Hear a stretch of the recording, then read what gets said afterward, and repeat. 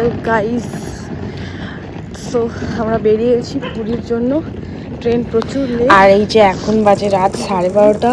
আমরা এখন বেরিয়েছি, আর ট্রলি যা ঘর ঘর করছে বেগতিক দেখে ট্রলিটাকে কাঁধে তুললাম, তাই তো পুরো পাড়াশুদ্ধ লোক এসে পিটানো শুরু করতো রাত 12:30টার সময়। জয় জগন্নাথ, জয় জগন্নাথ।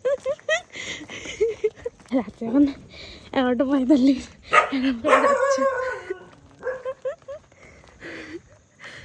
তারপর চলে গেলাম গাড়িতে, রওনা দিলাম স্টেশনের দিকে। পৌঁছেও গেলাম আমাদের হিজলি স্টেশনে। এই যে সব ছাগলের দল আমরা বেরিয়ে পড়েছি, আর তার সঙ্গে সঙ্গে গরম গরম খাবার দাবার প্যাক করে নিয়েছিল।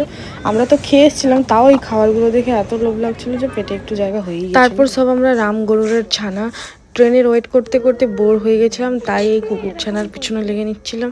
আর কুকুরছানাও সেই রকম নাজেহাল যে আমার পিছু ছাড়ছে না, সঙ্গে আমার সামনে সামনে চলে আসছে। যতই মার খাচ্ছে তাও আমার সামনে সামনে চলে আসছে, এতই ওর আমাকে ভালো লাগছে। এই যে ঘুমে পাগল আরেকজন, ফাইনালি আমাদের ট্রেন ইজ কামিং। ট্রেনটা আসা দেখে আমরা যে কি খুশি হয়েছিলাম সে আর করার নেই, কেন কি এত লেট করছিল ট্রেনটা যে আমরা তো পুরা বর হইয়া গেছিলাম।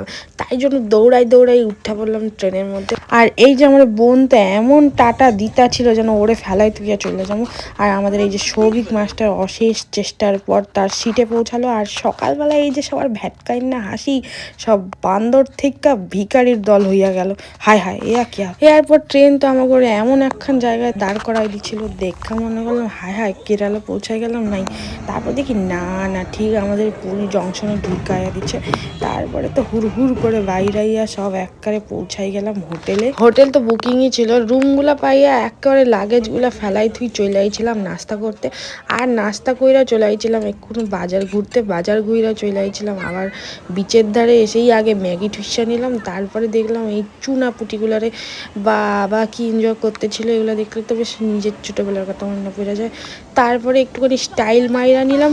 এরপর আমার বোনে দেখি বিচের মধ্যে সূর্যি মামা আঁকা শুরু করছে, ওই ইনস্টাগ্রামের ভূত চাপছে আর কি কইমু। যাই হোক, সূর্যি মামা আঁকার সাথে সাথে সমুদ্র মামা এক গামলা জল দিয়ে ধুইয়া দিল।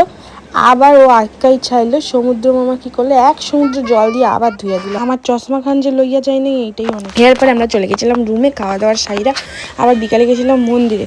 তো সঙ্গে থাকতে হবে, বিকেলের কি কি এনজয়মেন্ট করলাম সেটা দেখার জন্য। আজকের এই ছোট্ট ব্লগটা এইটুকুই, দেখা হচ্ছে নেক্সট ব্লগে। টাটা।